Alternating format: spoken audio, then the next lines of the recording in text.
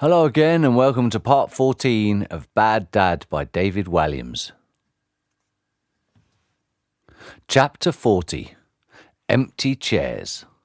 "Welcome, welcome and thrice welcome," said Reverend Judith as Frank, Dad and Auntie Flip entered the church, soaked from the thunderstorm still raging outside. "I hope I will be able to find you 3 seats together.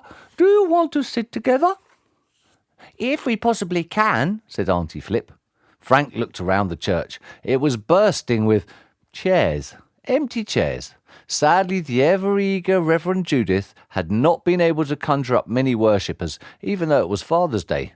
There was just one old dear sitting halfway back, her faulty hearing aid letting off a high-pitched whistle. "This way, please," said Reverend Judith as she guided the trio to the front of the church. As they passed the old dear, she shouted out, "Means a tea and biscuit, Vicar. I was promised tea and biscuits." "Tea and biscuits will be served straight after the service," replied the vicar with a smile. "Oh, I'll come back in an hour then," said the old dear, and she got up and walked out of the church. Poor Reverend Judith tried to hide her disappointment and carried on guiding her congregation of 3 to their seats. "These 3 here all right for you?" "Perfect, thank you," replied Flip. "And may I say, you're looking lovely today." Why, thank you," said the vicar, taken aback. "Have you done something to your hair?" I just ran a comb through it," shrugged the vicar. "Well, it looks delightful." Thank you. How delightful of you to say so." Auntie Flip and the vicar shared bashful grins. Frank had never witnessed his babysitter behave like this before. "Dad," the boy whispered into his father's ear. Yeah? "What's going on between those two?" "I don't know." Neither had ever given much thought to Auntie Flip's love life before. "Shush!" shushed Auntie Flip. "Please be mindful of the rest of the congregation." "There's nobody here," protested the boy. "This is a church. They are here in spirit," replied Auntie Flip. "Carry on, Vicar." Thank you, Flip." As soon as she began her welcome speech, rain poured from the roof onto her, as if someone had turned on a tap. Judith tried to avoid it by moving, but every time she did, she managed to find an even worse spot. The vicar hadn't been lying all these years. The roof was in dire need of repair. "Welcome, one and all, to this special Father's Day service. It's super to see so many new faces here today." Frank looked around to see if anyone else had come in. They hadn't. By so many, she must have meant 2. "Now, to begin today, I want to ask one particular father and son to join me at the altar to read their special Father's Day poem to the rest of the congregation." With heavy hearts, father and son went up to the altar and turned round to face the sea of empty chairs. "Father's Day by Auntie Flip," began the boy. "I love you, Daddy, I really do." Rain poured from the roof onto the boy's head as Dad took over for his part. "And I love you, son, I really do. The day you were born, I was so happy, even though I had to change your nappy." Dad had been looking smug that he'd not been getting soaked. However, suddenly the rain came through the roof with such force, it was as if a bucket of water was being emptied over his head. "I always made sure I deposited a gift for you, a number 1 or number 2. Just then, the doors at the back of the church swung open. In marched Sergeant Scoff, who took a seat at the front. Father and son looked at each other nervously. What was he doing here? They tried to carry on as if nothing was wrong. If they'd thought the poem couldn't get any worse, they were mistaken. "Looking at you would always make me dotty. Your eyes, your toes, even your little botty," continued Dad. Then the door swung open again. This time, in marched police officer after police officer after police officer. They took their helmets off because they were in church, then instantly put them on again to avoid the water leaking from the roof. Frank glanced across to Reverend Judith, who was beaming to see her church filling up. With some hesitation, the boy continued with the poem. "Darling Daddy, you are the best." But before he could read the next line, Sergeant Scoff jumped in with glee. "No, he's not. He's under arrest." Chapter 41. Guilty. The police had found the getaway car in the field. The rain had washed most of the yellow paint off the Mini to reveal the Union Jack underneath. There was no doubt that the car was Queenie. This led the police to their prime suspect, the car's owner, Gilbert Goody. The man was arrested in church, charged at the police station, and then locked up in prison. Weeks passed until the day of the trial arrived. It came as no surprise that Dad was found guilty. The head of the jury announced their verdict. All eyes in the courtroom then turned to Judge Pillar. The unsmiling old man was seated front and centre on what looked like a throne. He was draped in red robes with a strange old-fashioned wig plonked on his head. As he was the one on trial, Dad was standing in the dock. A smug-looking Sergeant Scoff was at his side, guarding him. Downstairs in the courtroom sat the jury, lawyers, court clerks and police officers. Upstairs in the gallery sat various onlookers, including Frank and Auntie Flip.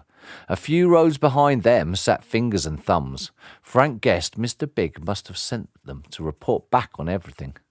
Mr. Goody, the jury has found you guilty as charged. May I add that I'm extremely disappointed in you, continued Judge Pillar.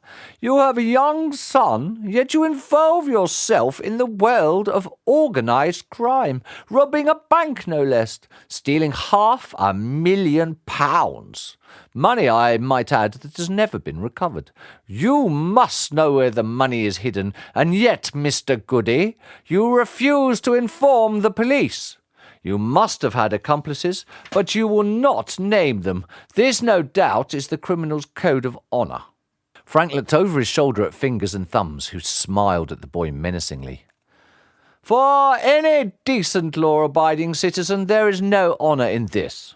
None at all. You are a bad man, Mr. Goody, and worst of all, a bad dad. A very bad dad. That hit Gilbert like a ton of bricks. He looked over to his son with tears in his eyes as the judge announced the sentence. Gilbert Goody, I sentence you to 10 years in prison. Chapter 42. No one says no. Dad! Shouted Frank as his father was led away in handcuffs by Sergeant Scoff. No! The boy was sobbing. He would be a grown-up by the time his dad was let out of prison. I'm so sorry, mate, called Dad. Please take care of him, Auntie Flip. I will, called the lady as she took out her lace handkerchief from her sleeve to dab the boy's eyes. Don't cry, Frank. I'll look after you. I just want my dad, sniffed the boy. I know. I'm sorry I'm not your dad, but we'll just have to make the best of it all somehow. Now come along. Auntie Flip took Frank's hand and led him out of the courtroom, but their path was blocked by Fingers and Thumbs. Excuse us, said the lady, but the pair wouldn't budge. It's a good job your daddy didn't squeal, said Fingers. Who knows what might have happened to you or to him in prison? My 6 brothers are all in the nick, announced Thumbs. You must be so proud, said Auntie Flip. Now please get out of the way. Still the pair blocked their path.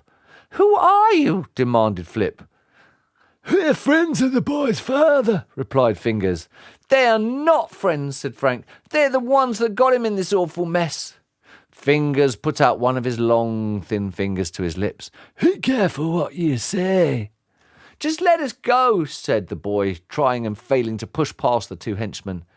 Don't be in such a rush, boy. We come bearing an invitation, said Fingers. Mr. Big has a proposition for you. He'd like you to come over to the house. I said never. Let us pass, demanded Auntie Flip, or I will use force. She raised her handbag, ready to whack the 2 men if need be. No one says no to Mr. Big, said Fingers. He stepped aside and did a little mock bow to the pair as they passed.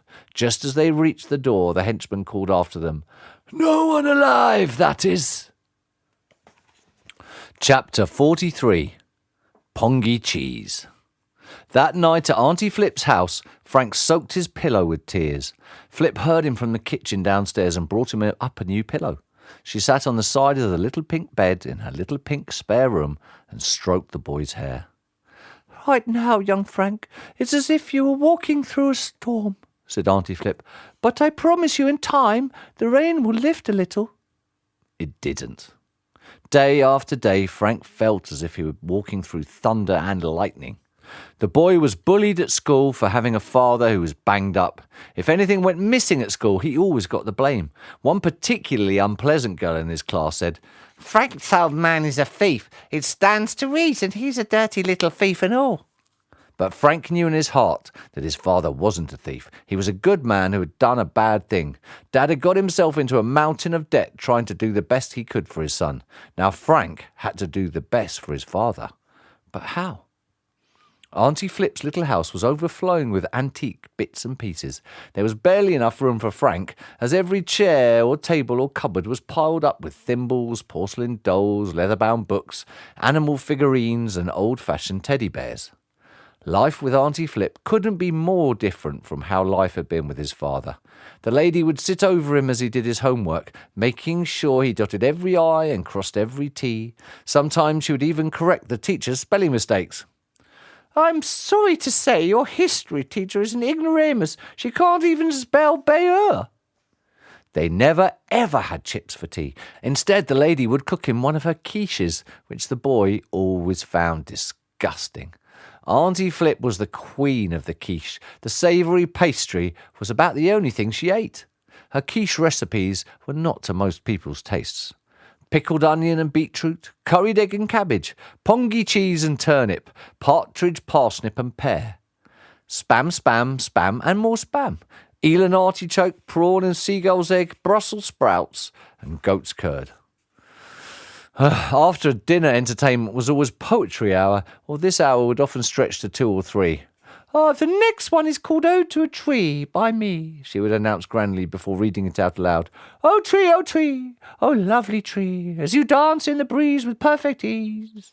I think if only I could be so wonderfully free, but it's plain to see I will never be a tree." Zzz. The boy would pretend to be asleep. It was the only way to make her stop. As the days turned into weeks and weeks into months, the unlikely pair became close. Frank grew to love the lady. She had shown him kindness when he needed it most. When his father was sent to prison, Frank thought his mother might call him, but she never did.